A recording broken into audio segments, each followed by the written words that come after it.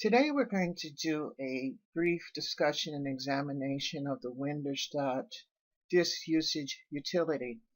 WinDirStat has some general tech support usage value as well as value for forensic examination. Today we're going to be utilizing it in the Windows environment. However, if we desire to install it on a Debian, we may easily do so by invoking apt-get install kdirstat on any of the Debians and go ahead and use it in Ubuntu, Kali, or any of the other Debians. So let's go ahead and get started with WinDirStat. Let's open it on our desktop. Now when we start WinDirStat, we're able to scan individual drives. We can scan network drives. We can scan mounted drives. Today we're going to scan the system drive, and the storage drive. So let's go ahead and start that. Now, when you start WinDirStat, you're looking at what you may perceive as a poor man's Pac-Man as it analyzes your disk usage. And what we'll need to do is go ahead and let this run for a while. Dependent upon your hard drive size will determine how long you'll need to let it run. Ours, I believe, is 750 gigs. So that's going to take a few minutes. So we're going to pause the video and let Ms. Pac-Man do her thing. All right, so that 750 gigs actually only took about 5 minutes to scan. So let's take a look at the values that were returned. And so what we see here is a directory list, and that's going to provide us a subtree, which is a percentage of disk space utilized by the various directories within your system. Here we have the percentage value. Here's the size of our various folders and directories. Let's scan on down. We see our XAMPP there at utilizing our XAMPP utilizing 0.2%. That's very normal for XAMPP. Snort 0.0. Snort is using 131 megabytes, whereas XAMPP is using 743 megabytes. Again, very normal. Our sandbox, Intel, hash values. Let's scroll back up to the top. So our program files are x86 files.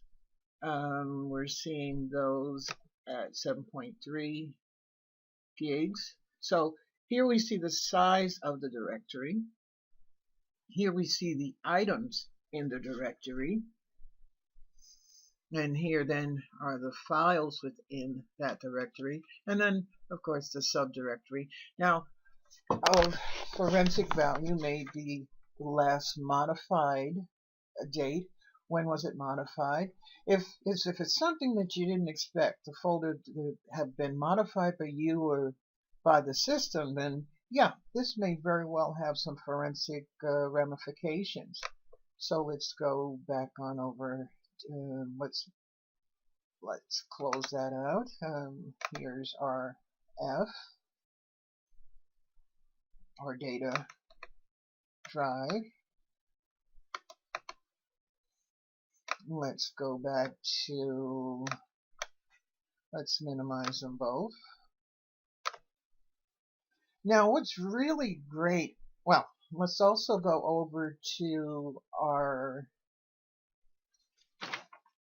other, the rightmost column, and here we see our file extensions, and we see that ISOs are taking up, wow, just about 119 gigs, or 21%, and of our disk space. There's 165 files, and we are seeing them here as indicated by their purple color. Let's take another, or their bluish purple color. Here you see them graphically depicted throughout the system. So all of these are ISO files. File extension ISO. Again, utilizing 119 gigabytes. I've got a lot of ISOs. I've got a lot of mounted ISOs for VMs, etc. Okay, and the same with the VMware, the virtual disk drives. Here we're seeing those denoted by their red color, cyan, red, whatever, however you might designate this color. And then here's some MP4s as denoted by their green. Let's again look at the green. Not a lot of MP4s. Here's your VDIs as denoted by the green, aquamarine. Adobe Acrobat files. Here's our VLCs in yellow. Those are the AVIs. Here's our VLCs, FLVs. Here's our DMGs. I actually have a, I've got a Mac VM on here as well. Here's our RAR files. Here's our MOVs. Here's our WMVs. Here's our 7-zips. Here's our JPEGs, again in gray.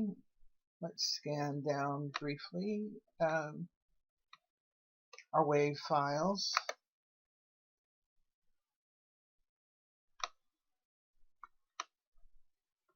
And all of the files you're seeing the extensions there.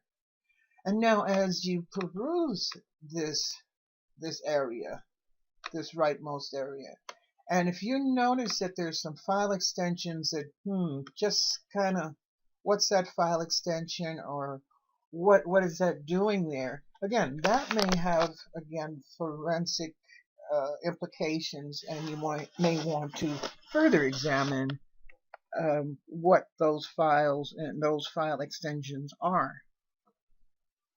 Oh, I need to apologize. I was remiss in not showing in the directories section our attributes. So here we have, let's expand that just a bit. So yeah, you in fact see, yes, it is attributes. So the attributes of each one of these directories, we've got a read-only here. These are read-onlys. Let's see, A. That's a good question for your A's. What are my A's? Again, read-only. Let's see. S for system. HS, hidden system. Again, read-only. H for hidden. Let's see, what else do we have here? HS.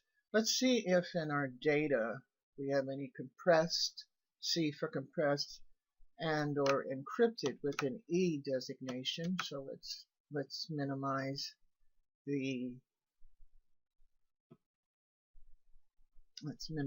C. Let's expand that a bit. The attributes here. A for, let's see, A. That's a very good question what the A is. Nonetheless, as you've seen in this cursory overview of WinDirStat, Windows Directory Statistics, again, it can aid you in your disk usage management, and it also does have some forensic value if used in that manner. So it's an open source tool. It's available under the GNU GPL license. You can get it over at SourceForge, or you can go actually to the WinDirStat.info site. Great open source tool. Highly recommend it. A lot of fun, graphically cool to look at. I highly recommend it. Put it in your arsenal of utilities and tools that you use on a daily basis. Thanks for watching. Take good care.